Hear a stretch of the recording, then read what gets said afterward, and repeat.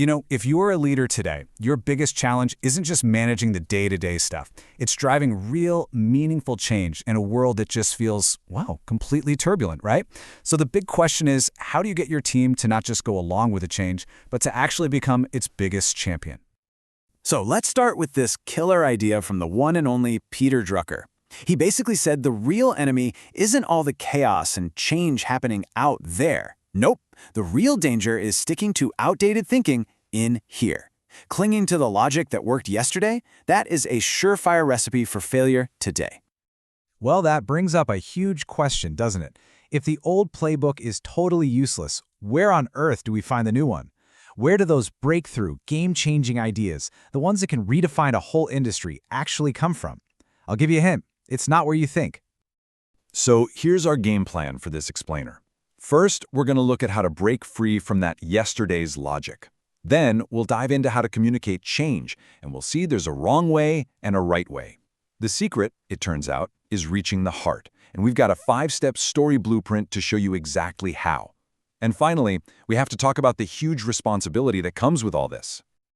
All right, let's kick things off. How do we find that elusive spark of a new idea? Well, the answer lies in a totally fascinating story that, believe it or not, connects old Hollywood glamour with modern military tech. So, meet Hedy Lamarr. Now, you probably know her as a famous Hollywood movie star, but her story actually starts way back in 1930s Austria, right as the Nazi Party was coming to power. And this is the first kind of random piece of our puzzle. See, here's where it gets wild. She was married to a Nazi general, and at all his dinner parties, she was right there, listening in on conversations about top-secret stuff. We're talking weapons, torpedoes, military strategy. She was basically absorbing a masterclass in advanced armaments. Okay, so after this dramatic escape to America, she gets back to her acting career. But then she meets a musician, an avant-garde composer who specialized in, of all things, automated self-playing pianos. So let's recap. We have a Hollywood actress, top-secret Nazi weapons, and a player piano. How in the world do those three things connect? And this is where the magic happens. Hedy Lamarr connected these completely separate dots. She took her knowledge of torpedoes and combined it with the mechanics of automated pianos to invent a jam-proof guidance system for the Allies. And that patent, that secret patent she filed during World War II, it became the foundational technology for the Bluetooth that's probably connecting your headphones right now. No joke. Now, the big lesson here is all about networks. Hedy Lamarr was operating in what's called a sparse network. The Nazi generals didn't know the piano player, right? These are the networks where diverse, breakthrough ideas are born. Your team, on the other hand, is probably a dense network. Everybody knows everybody, and that's fantastic for implementing an idea, but it's a terrible place to go looking for a new one. Okay, so let's say you did it. You went out into your sparse network and found your own Hedy Lamarr level idea. Amazing! Now comes the really hard part. Convincing your own team, your dense network, to actually do it. You see, anytime you introduce a new process, a new tool, a new anything, performance almost always drops before it gets better. It's called the Valley of Despair. And it's a super dangerous place, because this is where your team's belief starts to waver. It's where they get scared and scramble right back to the old, comfortable way of doing things. It's where good ideas go to die. So, to get your people through that nasty valley, you have to communicate on 3 different levels. First, you've got to talk to the hands, telling them what to do, the practical steps. Then you talk to the head, explaining the logic, the numbers, why this change is necessary. But that's not enough. To really make it stick, you absolutely have to reach the heart.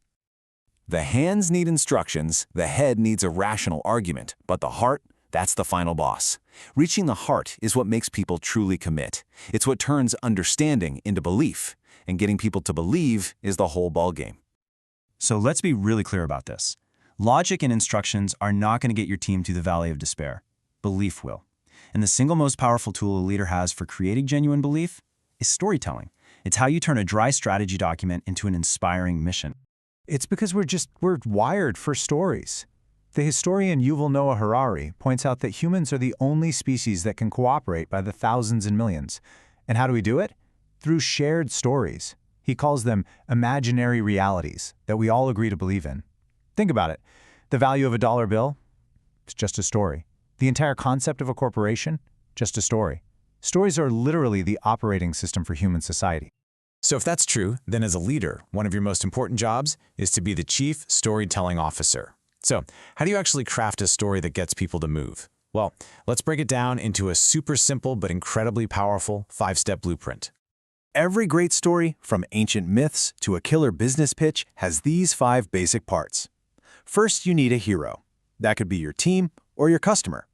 Then you need an enemy, maybe a competitor, or maybe it's just something like complacency or old habits. Third, you need to define the struggle the hero's facing because of that enemy.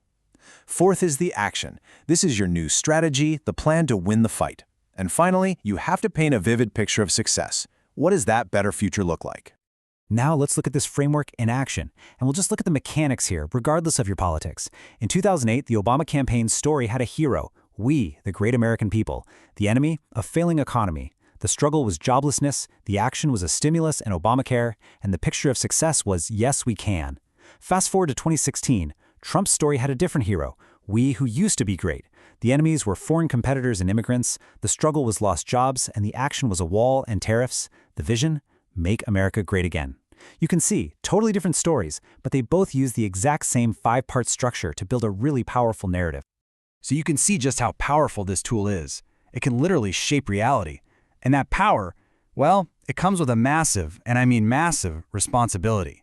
And that brings us to our final and maybe most important point. This is a pretty chilling quote. It's from the Nazi leader Hermann Göring. He explained with terrifying simplicity how easy it is to control people. Just tell them a story where they're the hero under attack and give them an enemy to blame. It's a stark, horrifying reminder that this amazing tool of storytelling can be used to inspire, but it can also be used to manipulate in the most dangerous ways.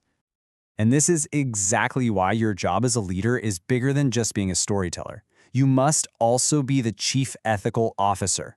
The stories you tell have to be rooted in truth, they have to align with your values, and they have to be designed to build trust, not break it. Because once you lose that trust, it is almost impossible to ever get it back. Steve Jobs, who was an absolute master of this, understood its power better than anyone.